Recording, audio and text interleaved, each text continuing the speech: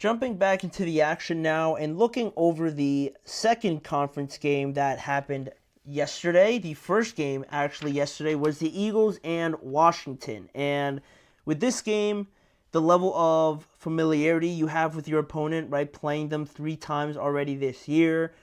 Once in Philly, once in Washington, right? They've split it so far, and this was the rubber match back at Lincoln Financial Stadium. There was a lot that you could have picked out from this game, right? And what could have been the determining factor, but I thought the first 2 drives for each team set up the attitude and kind of set the tone for each of these teams in this game, right? Where Washington had a great drive going to start the game, converting 2 4th downs already, having a great drive that was just continually being extended to start this game. And if you're Philly, or at least I, in my living room watching this game, I'm thinking like, wow, like they're clicking right now. Like they're having a very impressive first drive to this game, and after converting 2 4th downs, they faced another 4th down, 4th and 3 at Philadelphia's 16-yard line, and they decided to kick a field goal this time, which was kind of weird, right? You heard Tom Brady even on the call saying like they already converted twice. What's doing it one more time? And if not, the Eagles get the ball at their 16-yard line. It was kind of weird that they settled, after converting at a much riskier spot the previous 2 times, but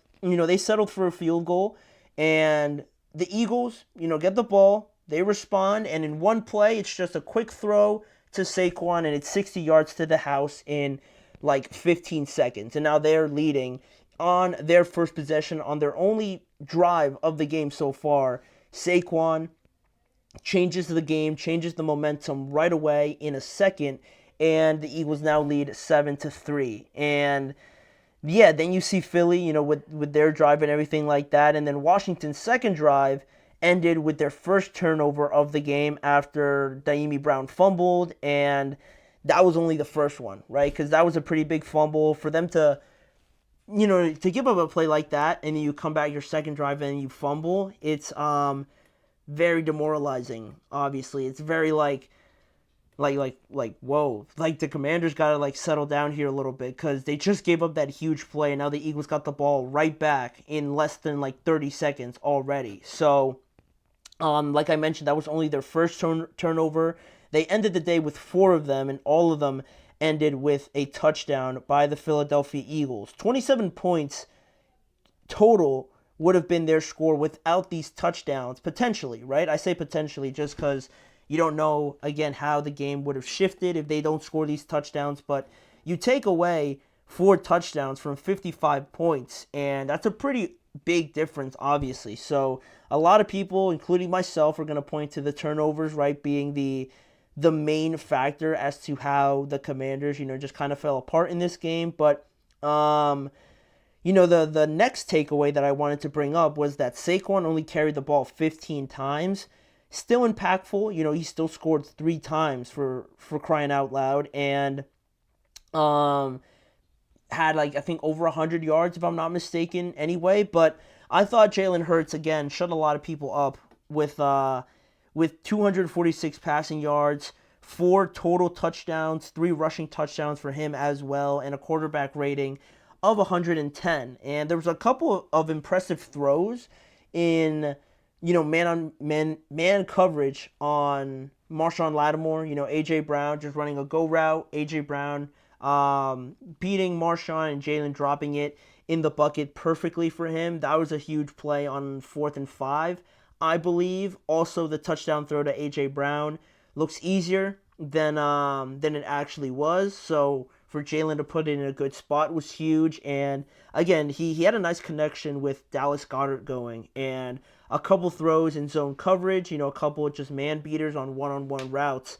were very impressive. And I thought yesterday was Jalen's best game of the postseason so far. And he also had a nice throw to Devontae Smith on the sideline as well. And again, all this says to me about Jalen, and for anybody doubting him, and I'd admit that I had some doubts going into this on Jalen as well, but really my overarching thought on Jalen was that just because they don't do it doesn't mean that Jalen can't do it, right? It doesn't mean that he's incapable of finding the open guys, taking advantage of having two great wide receivers to his use on this offense, right? It's not like he's just like some bum that can't throw it to Devontae Smith and A.J. Brown when the Commanders are going all out to stop the run.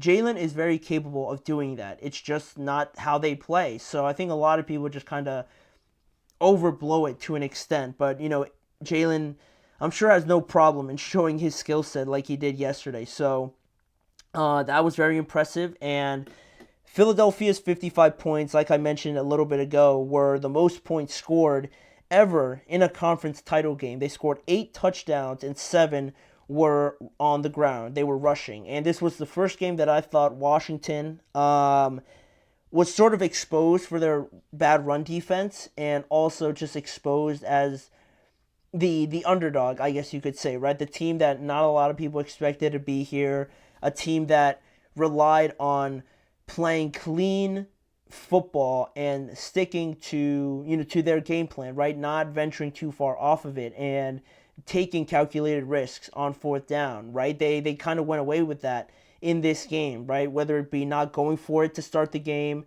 and settling for a field goal right away, or it's all those turnovers that they had. And, at that point, right, you're really putting yourself in a very difficult spot because even if they did play perfect, no turnovers, and they converted like all but maybe 2 fourth downs or something like that, it still was going to be extremely difficult for them to win this game. But at least they gave themselves a chance, and they did give themselves a chance when it was 12-20 at one point. But then they fumbled again, and you're just like come on, like you can't just keep like selling the game like this. This is crazy. And then they almost held them to a field goal when it was 12-20, but then their rookie cornerback, Mike Sanders, hit Saquon out of bounds too late, and then the flags come in. So when you make a big stop like that and then you just give them another first down on a play that was, rightly called, it's not like it was a bad call, you're just like really holding yourself back from salvaging any sort of, relief from the first half. And then they end up scoring on that drive. It was a tush push touchdown, if I'm not mistaken, to Jalen Hurts. And like at that point, going into halftime, you're thinking like that was rough. Like that was really, really rough. Because the Commanders played, like I said, like the 6th seed. They played like they had nothing to lose, and the occasion felt like too big for them, right? Where the Eagles were hitting on everything that they set out to, right? They were forcing fumbles, they were making big plays, they were playing pretty good man coverage defense for the most part, other than maybe that Terry touchdown. They were pretty locked down for the most part, and they sacked Jaden Daniels on 3 occasions. That's 3 more times than he, I think, was even sacked at all this postseason, or maybe he was sacked only once going into this game, but still, this Eagles defense was very impressive on the day. Zach Bond continuing to show why he was an all-pro this year with a forced fumble, recovering a fumble as well, and not only him, but guys like Oren Burks, who maybe a couple of you don't know who that is, but stepping in for Nakobe Dean, right, from the special teams, right, being promoted to a starting role and making a play like that is obviously massive. And Quinyon Mitchell getting his first interception of his career, or of his postseason career, that was another big play. And Jalen Carter disrupting everything, Jordan Davis getting a sack, Nolan Smith as well. A lot of their players just made more plays really in this game, more than the Commanders players. And it was unfortunate because of that reality, but again, because the Commanders shot themselves in the foot pretty good for a good part of this game. So overall, you saw the difference in talent from Philadelphia, and especially when you're just giving them freebies like that, it's almost impossible for the Commanders to have won that game. And it was, again, the only time I thought Washington really looked like a team that maybe you didn't expect to be there. They were exceeding expectations, but unfortunately yesterday for them, that came to an end. And, with Jaden Daniels, I really didn't mention him, but he put up a good fight. I thought he was really their only bright spot in terms of offense and creating something significant and meaningful, like a significant threat to the Eagles. That it all came from Jaden Daniels. So I thought he played pretty well. But all their weak points showed as well in this game, like their offensive line, the lack of weapons. Also, you could say, right, Terry went through a pretty decent cold stretch there where he caught the touchdown, but then after that, they weren't really getting him the ball as much as I'm sure they would have liked to. The Eagles kind of got it into gear in terms of covering him, so they kind of struggled to get to him. That's why, they need some more weapons. The run game went missing with Brian Robinson and Austin Eckler. Their defensive line struggled without Deron Payne, so I would like to see them, just kind of not revamp this team, but just get it a bit more, sturdier, get it a bit more support this offseason, and get guys to fill, those second wave of player sort of roles where you have more defensive linemen to rotate in, or you have another great wide receiver like T. Higgins or something like that in free agency, right? I think they need that to take that next step. And they're going to be competitive next year, no doubt, but I just feel like they definitely need to improve upon this, right? Not just settle like we got Jaden Daniels and that's it, right? We're just gonna win games, right? They got to help them out as much as possible, and if they do that, the sky's the limit for this team, obviously. And they got one of the good ones. I truly believe in Jaden, so